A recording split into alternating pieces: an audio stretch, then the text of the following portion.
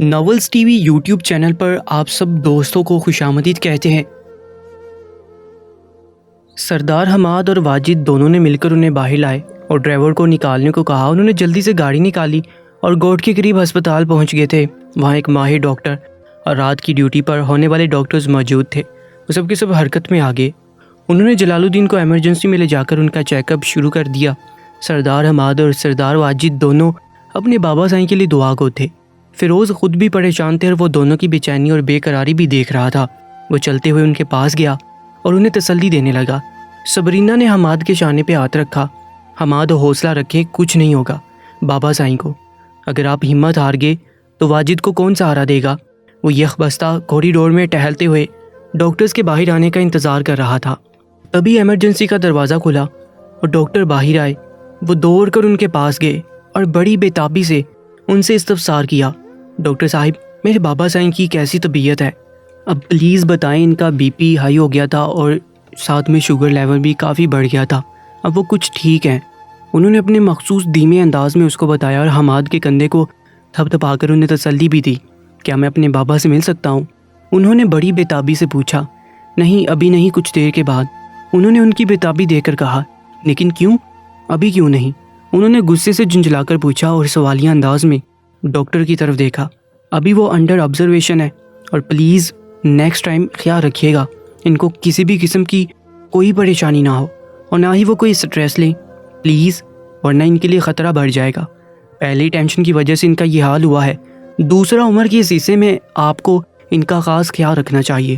انہوں نے تفصیل سے جلال الدین کی حالیہ کنڈیشن بتائی اور وہاں سے چلے گئے، لیکن سردار حماد شرمندگی سے وہ وہاں سے ہل بھی نہیں سکے تھے۔ آج ان کے بیٹے کی وجہ سے اس کے بابا سائیں اس حالت میں پہنچ گئے تھے۔ وہ ایسے ہی سوچوں میں گم کھڑے تھے جب فیروز نے ان کے پاس آ کر ان کو بتایا، بڑے سائیں کو کمرے میں منتقل کر دیا گیا ہے، آپ ادھر کمرے میں ان سے مل لیں۔ ان کی بات سن کر جلدی سے روم کی طرف دوڑے۔ جیسے ہی حماد اور واجد اندر داخل ہوئے، سامنے جلال الدین بستر پر بے سود سے پڑے تھے۔ وہ چند گھنٹوں میں ہی صدیوں کے بیمار لگ رہے تھے۔ وہ آہستہ آہستہ چلتے ہوئے ان کے پاس آ گئے اور ان کے پاس بیٹھ کر ان کے ہاتھوں کو پکڑ کر چومنے لگ گئے۔ حماد میں ٹھیک ہوں، مجھے حویلی لے چلو پلیز۔ انہوں نے بس اتنا ہی کہا اور خاموش ہو گئے۔ لیکن بابا سائیں ابھی آپ کی، اس نے کچھ کہنا چاہا تو جلال الدین نے اس کو اشارے سے منع کر دیا اور گھر چلنے کو کہا۔ ٹھیک ہے بابا، انہوں نے کہا اور جلدی سے باہر نکل گئے اور ڈاکٹر سے ان کی طبیعت کے بارے میں ڈسکس کر کے ان کو گھر لے کر جانے کی اجازت لے کر واپس آئے۔ کچھ دیر تک وہ ان کو لے کر حویلی آگے تھے اور ان کو ان کے کمرے میں بیڈ پر لٹا کر اوپر کمبل اڑا دیا۔ یہ کہاں لے جا رہے ہو تم مجھے؟ ارحام، فجر زور سے چلائی۔ بی بی جی، سردار ارحام آپ سے شادی کرنے والے ہیں۔ غلاموں جو ڈرائیونگ سیٹ پر بیٹھے گاڑی چلا رہا تھا ارحام کو خاموش دیکھ کر فجر کو بتانے لگا۔ غلاموں کی بات سن کر فجر کے رہے سہے اوسان خطا ہو گئے۔ اس کا چہرہ زردی مائل دکھائی دینے لگا، ایسے جیسے اس کے چہرے سے سارا خون نچوڑ لیا گیا ہو۔ تم نے یہ سوچ بھی کیسے لیا کہ میں تم سے، چھی، مجھے تو بولتے ہوئے بھی شرم آ رہی ہے۔ میں نے تمہیں اپنے چھوٹے بھائی کی طرح سمجھا اور تم وہ چوٹ کھائی ہوئی ناگن کی طرح نفرت آمیز آواز میں پھنکاری۔ میں صرف اذلان کی ہوں اور مرتے دم تک صرف اسی کی رہوں گی۔ کسی سے بھی شادی کرنے سے بہتر میں مر جانے کو ترجیح دوں گی۔ اپنے اندر کا سارا غبار تیز آواز میں نکال کر وہ ہانپنے لگی، جبکہ ارحام بہت آرام سے سیٹ کی پشت سے ٹیک لگائے بیٹھا تھا، ایسے جیسے اس کے نزدیک کوئی بات ہی نہیں تھی۔ مسجد کے سامنے گاڑی رکی۔ غلاموں تم یہیں گاڑی کے پاس رکو، ہم نکاح کر کے آتے ہیں، ارحام نے سپاٹ انداز میں کہا اور گاڑی سے باہر نکل کر پچھلی طرف کا دروازہ کھولا۔ فجر اپنی جگہ پر جمی رہی۔ باہر نکلو فجر، اس نے کرخت آواز میں کہا۔ فجر نے انسنی کرتے رخ دوسری طرف پھیر لیا۔ نکلو باہر۔ ارحام نے مجبوراً اس کی کلائی سے کھینچ کر اسے باہر نکالا۔ چھوڑو مجھے گھٹیا انسان۔ وہ اس کی مضبوط گرفت سے اپنا ہاتھ چھڑوانے لگی، مگر وہ اسے اپنے ساتھ گھسیٹتے ہوئے اندر لے گیا۔ مولانا صاحب پڑھائیے نکاح۔ وہ سامنے بیٹھے ہوئے مولانا صاحب سے مخاطب ہوئے بولا۔ فجر اس کی گرفت پر جھٹپٹا رہی تھی، وہ تو جیسے پہلے ہی اس کارروائی کے لیے تیار تھا۔ جی تو فجر جعفری، آپ کو اس سے پہلے کہ مولانا صاحب اپنا فکرہ مکمل کرتے، فجر کی نظر سامنے بیٹھے ہوئے وجود پر پڑی۔ وہ اپنی جگہ ساکت کھڑی رہ گئی اور سانس لینا بھول گئی۔ پلکیں جھپکنے سے انکاری ہوئیں۔ سیاہ شلوار قمیص میں ملبوس جس میں اس کا دراز قد نمایاں ہو رہا تھا، لبوں پہ دلکش مسکراہٹ لیے، آنکھوں سے پھوٹتی لوہی چمک، پیشانی پہ بکھرے ہوئے بال۔ پھر یکلخت نہ جانے کیا ہوا کہ وہ ان لمحات کی تاب نہ لاتے ہوئے ہوش و خرد سے بیگانہ ہو کر گرنے ہی والی تھی کہ کسی کی مضبوط باہوں نے اسے اپنے حصار میں لے کر گرنے سے روک دیا۔ اچھا خاصا نکاح ہونے جا رہا تھا اور دلہن صاحبہ بے ہوش ہوگی۔ ارحام مسکرا کر بولا، جب ہمارا پہلا نکاح میرے پورے ہوش و حواس میں ہوا تھا تو اس دوسرے نکاح کا کیا تک بنتا؟ اس کی باری آواز سن کر ارحام کے لبوں کو مسکراہٹ نے چھو لیا۔ میں نے سوچا دوبارہ نکاح ہو جائے گا تو آپ کی آپسی محبت بھی ڈبل ہو جائے گی۔ اس نے شرارت سے کہا، محبت پہلے ہی ڈبل ہے، اب اس محبت کے ذریعے ٹرپلز کی باری ہے۔ بس وہ دن بھی بہت قریب ہے جب ہم 2 سے 3 ہو جائیں گے۔ اس نے ٹھنڈی آہ بڑھ کر کہا، یہ تو آپ خواب میں ہی سوچیں، کیونکہ آپ کو اتنی جلدی معافی تو ملنے سے رہی۔ اس کی تم فکر نہ کرو، میں خود معاملہ سلجھا لوں گا۔ کہتے ہوئے وہ فجر کو اپنی باہوں میں لیے پچھلے دروازے سے باہر نکل گیا اور مسجد کے پیچھے بنے ایک خالی کچے گھر میں داخل ہوا۔ بارش ابھی بھی جاری تھی، دونوں صحن میں کھڑے ہوئے بھیگ رہے تھے۔ فجر کو بارش کی تیز بوندیں اپنے چہرے پہ گرتی ہوئی محسوس ہوئیں، ساتھ ساتھ کسی کی گرم سانسیں اس کی گردن کو دہکا رہی تھیں۔ اس نے ہوش میں آتے آنکھیں کھول کر دیکھا، خواہ یہ سچ ہے یا محض اس کا خواب، وہ اس کے بالکل قریب کھڑا تھا۔ فجر کو اس ڈرامے باز شخص پر بہت غصہ آیا۔ اس کا استحقاق بڑھا، انداز اور قریب آنا اس کی دھڑکنیں بے ترتیب کرنے کے ساتھ ساتھ مزید تیش دلا گیا تھا۔ اس نے اذلان کے سینے پر ہاتھ رکھتے پیچھے کی جانب دھکیلنا چاہا تھا۔ سردار اذلان، مجھے کوئی عام بزدل لڑکی سمجھنے کی غلطی بالکل بھی مت کرنا۔ جو تمہاری پرسنالٹی اور حیثیت دیکھ تم پر مر مٹے گی اور تمہاری ہر فضول حرکت برداشت کرے گی۔ میں فجر جعفری ہوں، جس کو اپنی خوشی اور حق کے لیے لڑنا اچھے سے آتا ہے۔ تم جیسے جھوٹے اور ظالم انسان سے میرا کوئی لینا دینا نہیں۔ فجر مقابل میں موجود شخصیت کی گہری تپش زدہ نظروں سے گھائل نہیں ہونا چاہتی تھی، اس لیے چیختے چلاتے اسے خود سے دور رکھنے کی ناکام کوشش کر رہی تھی، جبکہ اذلان اس کے ارد گرد بازو جمائے آرام و سکون سے کھڑا اس کی خفگی سے محظوظ ہو رہا تھا۔ پچھلے کچھ دنوں سے اس شخص کی وجہ سے اس کے گھر والوں نے اس کا جو جینا حرام کر کے رکھا ہوا تھا، کیا وہ سب یوں ہی بھول جاتی؟ اس کی ایک مسکراہٹ کے بدلے، میری جان، تمہاری یہی باتیں تو مجھے تمہارا دیوانہ بناتی ہیں۔ میں جانتا ہوں تمہیں میری شخصیت، میری دولت، جائیداد سے پیار نہیں ہے، اور نہ ہی کبھی ہوگا، کیونکہ مجھے یقین ہے تمہیں میری روح سے محبت ہے۔ اسی لیے تم میرے لیے جانے کیا کیا قدم اٹھا گئی۔ مجھے اپنی گڑیا کی محبت پہ کوئی شک نہیں۔ مت کہو مجھے گڑیا، اس گڑیا کو تم نے اسی روز مار دیا تھا جس نے میرے کہنے پہ تم نہیں اٹھے تھے۔ کتنا روئی تھی میں، گر گرائی تھی، مگر تمہیں کیا، میں جیوں یا مروں، تمہیں ایک بار مرے دیکھ کر میں زندہ رہتے ہوئے بھی 1000 بار مری ہوں۔ احساس ہے تمہیں میرا ذرا سا بھی؟ بولو۔ وہ اس کا کالر جھنجھوڑ کر بولی، ساتھ ساتھ آنکھوں سے آنسو رواں تھے جو بارش کے پانی کے ساتھ اس کے گالوں میں جذب ہو رہے تھے۔ اذلان نے اس کے بھیگے گالوں پہ محبت بڑا لمس چھوڑا۔ مت چھوؤ مجھے۔ ارے چھوا کہاں ہے؟ اذلان جی کی جان جی، بہت مس کر رہا ہوں آپ کا اذلان جی۔ کہنا ایک بار ان لبوں سے سننے کا متمنی ہوں، ہاں، اور میں تو بس تھوڑا سا پیار کر کے ان تمام خدمتوں کا معاوضہ ادا کرنا چاہتا تھا جو میری گڑیا میرے لیے کر رہی تھی۔ ہماری لڑائی میں جس کا سب سے زیادہ نقصان ہوا وہ صرف تم ہو۔ میں تمہارے اس نقصان کی بھرپائی نہیں کر سکتا، مگر وقت آنے پہ کچھ بھی مانگ لینا۔ اذلان شاہ کی جان بھی حاضر ہے۔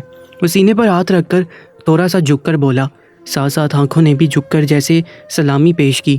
اذلان جب بھی اس کے قریب ہوتا تھا اسے اپنی روح تک میں سکون اترتا ہوا محسوس ہوتا۔ مگر میں تمہارے ساتھ نہیں رہنا چاہتی، مجھے نہ ہی تم سے کوئی پیار محبت کرنی ہے اور نہ ہی مجھے ان خدمتوں کا صلہ چاہیے۔ شروع دن سے ہی تم نے مجھے دھوکہ دیا ہے۔ کتنے چلاک ہو تم۔ میں تمہیں معصوم سمجھ کر جانے کیا کیا۔ وہ بولتے ہوئے ایک دم رکی جب اسے اندھیرے والا منظر یاد آیا۔ اس کی بات سن کر اذلان دل کھول کر مسکرایا۔ ایک کس مانگی تھی اور تم نے اتنی چھوٹو سی کس دی؟ قسم سے پتہ بھی نہیں چلا۔ اصل کس وہ تھی جو کچھ دن پہلے میں نے کی تھی؟ کچھ یاد آیا؟ وہ سرگوشی نما آواز میں اس کے کان کے قریب چہرہ کیے بولا۔ فجر کی آنکھوں کی پتلیاں حیرت سے دو چند ہوئیں۔ اذلان اب اس کے اوپر جھکا، اپنا چہرہ فجر کے چہرے کے بہت قریب کیے ہوئے تھا۔ اذلان کی سانسوں کی مہک اس پہ دل فریب احساس چھوڑ رہی تھی۔ اذلان ہمیشہ اپنی گڑیا کی بے لوث محبت سے بے پناہ محبت کرتا تھا اور کرتا رہے گا۔ جیسے وہ اس کے لیے کسی کی پرواہ کیے بنا دنیا سے ٹکرا گئی، ویسے ہی میں بھی اسے اپنے ساتھ رکھنے کے لیے زمین و آسمان ایک کر دوں گا۔ مجھے تمہاری ان جھوٹی باتوں پہ یقین نہیں۔ بہت بڑے ڈرامے باز انسان ہو تم۔ فجر کا غصہ کسی طور بھی کم نہیں ہو رہا تھا۔ اذلان کو اس کا غصہ دیکھ کر اس پہ مزید پیار آ رہا تھا۔ اذلان نے جھک کر اپنے دل کی خواہش پر عمل کرتے باری باری فجر کے غصے سے دہکتے ہوئے گلابی گالوں پہ ہونٹ رکھے۔ فجر اس کی بے باکی پہ ساکت رہ گئی۔ تمہیں اب تمہارا اذلان جی پسند ہو یا نہ ہو، چاہے تمہیں میں جھوٹا لگوں یا ڈرامے باز، رہنا تو تمہیں میرے ساتھ ہی ہے، یہ بات تو طے ہے۔ اذلان فجر کے گالوں کی نرمی اپنی انگلی کی پوروں سے سہلاتا ہوا بولا، تم پاگل نہیں تھے، اصل میں تم مجھے پاگل بنا رہے تھے۔ ایک بار کہہ دیا نا میں تمہارے ساتھ قطعاً نہیں رہوں گا۔ وہ پھر سے یاد آتے اس کے سر پر چڑھ دوڑی۔ ہاں پاگل بنا رہا تھا تمہیں، مگر اپنے پیار میں دوسری بات میں نے جب ایک بار کہہ دیا تو کہہ دیا کہ تم صرف میری ہو اور مرتے دم تک میرے ساتھ ہی رہو گی۔ اس کی شارگ پر لب رکھے بولا، اب حدود تجاوز کرنے لگا۔ چھوڑو مجھے، فجر اس کی بڑھتی جسارتوں سے گھبرا کر غصے سے چیختے ہوئے بولی، جبکہ اس کا آخری جملہ تب سے اس کی گستاخی اور بدتمیزیاں برداشت کرتے اذلان کے غصے کو ہوا دے گیا تھا۔ اذلان نے فجر کی کمر میں بازو حمائل کرتے اسے ایک جھٹکے سے اپنے قریب کیا تھا، اتنا کہ دونوں کے چہرے ایک دوسرے کے بہت قریب تھے۔ فجر بالکل اس کے کسرتی سینے کے ساتھ لگ گئی۔ فجر کو اذلان کی سرخی مائل آنکھیں اور چہرہ اتنا قریب دیکھ کر اس کا دل زور زور سے دھڑکنے لگا۔ اذلان نے جھک کر فجر کے ہونٹوں کو اپنی قید میں لیتے ہوئے اس کی چلتی زبان کو بریکس لگا گیا تھا۔ فجر اس کے خسار میں بالکل کانپ کر رہ گئی تھی۔ اسے اذلان سے اس وقت اس قدر جرأت کی امید بالکل نہیں تھی۔ یہ لفظ پہلی اور آخری بار ان ہونٹوں سے نکلا ہے، اگر دوبارہ یہ لفظ یہاں سے ادا ہوئے تو میری سزا سہنا تمہارے بس کی بات نہیں رہے گی۔ اذلان جی کی جان جی، آج تمہاری پہلی اور آخری غلطی مان کر چھوڑ رہا ہوں۔ اذلان کے ہونٹوں کی گستاخیاں عروج پر تھیں اور فجر بری طرح کپ کپا رہی تھی۔ یہ شخص واقعی قریب اسے پاگل کر دینے والا تھا۔ آگے تم؟ صبرینہ بیگم لاؤنج میں صوفے پر بیٹھی ہوئی تھی۔ ارحام کو اکیلے اندر آتے ہوئے دیکھ کر اس پر سوال داغ گئی۔ جی آ گیا، وہ سنجیدگی سے گویا ہوا۔ وہ کہاں ہے جس سے تم شادی رچانے گئے تھے؟ وہ طنزیہ انداز میں بولی۔ فجر اب یہاں نہیں رہے گی، میں نے اس کے لیے ایک الگ گھر کا بندوبست کر لیا ہے۔ یہاں تو اس کے ساتھ جانوروں سے بھی بدتر سلوک کیا جاتا ہے، یہاں وہ محفوظ نہیں۔ ارحام صبرینہ بیگم بلند آواز میں بولی، بس اما سید میں تھک چکا ہوں، آرام کروں گا، مزید اس ٹاپک پہ بات نہیں کرنا چاہتا، وہ سپاٹ انداز میں کہتے ہوئے اپنے کمرے کی طرف بڑھ گیا۔ صبرینہ بیگم اس کے انداز و اعتبار پہ بل کھا کر رہ گئی۔ دعا بارش میں بھیگتے ہوئے ساکت کھڑی تھی۔ جیسے ہی ماس کی گاڑی کچھ فاصلے پر گئی تھی، دعا ہوش میں آئی اور بنار کی اس گاڑی کے پیچھے اندھادھند بھاگنے لگی۔ بھاگتے ہوئے اس کے پاؤں سے جوتی اتر چکی تھی۔ وہ ایک ہاتھ گاڑی کی طرف بڑھائے، ماس رک جائیں، مجھے آپ کے ساتھ رہنا ہے، اونچی آواز میں چلائی، مگر بارش کی تیز آواز میں اس کی آواز دب کر رہ گئی۔ اچانک ماس نے گاڑی کے سائیڈ مرر میں دیکھا جہاں دعا اس کے پیچھے بھاگتی ہوئی آ رہی تھی۔ اس نے ایکسلریٹر پر پاؤں رکھ کر بریکس لگائی، گاڑی جھٹکے سے رک گئی۔ دعا ہانپتے ہوئے اپنی گیلی شال سنبھالے ہوئے اس تک پہنچی تو ماس نے گاڑی کا دروازہ کھولا اور دعا اس میں بیٹھ گئی۔ دعا نے ماس کی طرف دیکھا اور ماس بھی اس کی طرف حیرت سے دیکھ رہا تھا۔ واپسی کا راستہ خاموشی سے گزر گیا۔ وہ دونوں چلتے ہوئے گھر میں داخل ہوئے اور پھر آگے پیچھے اپنے کمرے میں۔ ماس کبرڈ سے اپنے کپڑے نکال کر واش روم کی طرف بڑھ گیا تو دعا بھی اپنے کپڑے نکالنے لگی۔ ماس تھوڑی دیر بعد باہر آیا اور ٹیرس میں کھڑا ہو گیا۔ دعا بھی چینج کیے باہر نکلی۔ ماس، اس نے آہستہ سے اسے پکارا۔ اسے مضبوط قدموں سے چلتا ہوا اس کے سامنے آ کھڑا ہوا۔ کچھ بولیں گے نہیں؟ آج آپ کے سامنے میں حاضر ہوں، جو مرضی سزا دیں آپ، سزا کی حقدار ہوں میں، اف تک نہیں کہوں گی۔ وہ بولتی ہوئی نیچے فرش پر پنجوں کے بل اس کے قریب ہو کر بیٹھ گئی، اتنا قریب کہ اس کی سانسوں کی آواز بھی ماس کو سنائی دینے لگی۔ اسے عجیب سے احساس نے گھیر لیا۔ وہ وہاں سے جانے لگا لیکن اس نے ماس کا ہاتھ پکڑ کر اسے روک لیا۔ بولے، پلیز آپ نے مجھے معاف کیا۔ وہ آس بڑی نگاہوں سے اسے دیکھ رہی تھی۔ دعا، مجھے بہت افسوس ہوتا ہے جب میں سب بلا بلا کر تمہاری طرف پیش قدمی کرتا، تم نے ہر بار میری حوصلہ شکنی کی، مجھے دھتکارا۔ میں بھی انسان ہوں، مجھے بھی دھتکارے جانے کا دکھ ہوتا ہے۔ تم نے ہر موقع پر مجھے ہرٹ کرنے میں کوئی کسر نہیں چھوڑی۔ آج انتہائی سیلفش ہو تم، صرف اپنے بارے میں سوچتی ہو، بس اپنی فیلنگز کی پرواہ ہے اور کسی کی نہیں۔ وہ ذہنی انداز میں بولا۔ ٹھیک ہے، میں چپ تھی۔ ایک لڑکی کیسے اتنی بے باکی سے اپنے جذبات کا اظہار کر دیتی؟ آپ کو میرے انداز میں بدلاؤ نظر نہیں آیا کہ میں آپ کے ساتھ رہنا چاہتی ہوں، واپس کہیں نہیں جانا چاہتی؟ بجائے اس کے کہ آپ مجھے مناتے، مجھ سے بات کرتے، آپ نے تو الٹا مجھے اپنی زندگی سے نکال دیا۔ لیکن اب ایک بات میرے بھی کان کھول کر سن لے، اب میں یہاں سے چلی تو جاؤں گی لیکن آپ کو کبھی معاف نہیں کروں گی، اور نہ ہی اب آپ میرے سامنے آنا، کیونکہ اب آپ سے بات کرنا تو دور کی بات، میں آپ کی شکل بھی نہیں دیکھنا چاہتی۔ اس نے ہچکیوں سے روتے ہوئے انتہائی غصے میں اسے دھمکی دی اور واپس باہر نکلنے لگی کہ یکدم پاؤں میں چبھن جو کافی دیر سے محسوس ہو رہی تھی اب تو شدید قسم کا درد تھا۔ وہ پاؤں پکڑ کر کراہنے لگی۔ اس کے منہ سے سسکی نکلی۔ یہ سب کیسے ہوا؟ اس نے پاؤں کی طرف اشارہ کیا۔ اس کے پاس ہی دوزانوں ہو کر بیٹھ گیا۔ پتہ نہیں، درد سے اس کی آواز بھی نہیں نکل رہی تھی۔ ادھر دکھاؤ مجھے۔ نہیں۔ اس نے پاؤں فوراً پیچھے کھینچا۔ پھر سے درد کی ایک لہر اس پورے جسم میں سرایت کر گئی۔ ادھر دکھاؤ، اور خبردار جو اب تمہاری ذرا سی بھی آواز بھی نکلی تو۔ اس نے غصے سے تنبیہ کی۔ دعا نے آنسو بھری آنکھوں سے اس کی طرف دیکھا۔ معاذ کی آنکھوں میں اپنے لیے جذبات دیکھ کر وہ شرمندہ ہوئی۔ آپ کی مسیحائی میرے لیے انمول ہے معاذ، اس نے معصومیت سے کہا اور آنکھیں بند کر کے اپنا پاؤں آہستہ سے اس کے آگے کر دیا۔ معاذ نے ایک نظر اس کی طرف دیکھا۔ وہ آنکھیں بند کیے ہونٹ بینچے درد کو کنٹرول کرنے کی صحیح کر رہی تھی۔ اس نے پاؤں کو دیکھا اور پھر آہستہ سے کانچ کو پکڑ کر کھینچ دیا۔ سڑک پہ شاید ننگے پاؤں بھاگنے کی وجہ سے کچھ پاؤں میں چبھ گیا تھا اور اٹھ کر کھڑا ہوا۔ وہ درد کی شدت کو کنٹرول کرتے کرتے وہ بلاخر سہارا دیکھ کر معاذ کے گلے لگ گئی۔ معاذ نے اس کے گرد اپنی دونوں باہوں کا حصار کھینچا۔ آج برستی بارش ان دونوں کے درمیان تمام رنجشوں کو اپنے ساتھ بہا کر لے گئی۔ تمام قدرتیں دھل گئیں۔ آگے کا منظر بہت شفاف ہونے والا تھا۔ جیسے بارش کے بعد کوسے قضا اپنے خوبصورت رنگ بکھیرتی ہے، ویسے ان دونوں کی زندگی میں بھی خوشیوں کے دل فریب رنگ بکھرنے والے تھے۔ وہ دونوں دنیا جہاں سے غافل ایک دوسرے میں مدغم ہو چکے تھے۔ رات کا تیسرا پہر تھا جب صبرینہ بیگم کی آنکھ کسی کھٹکے کی آواز سن کر کھلی۔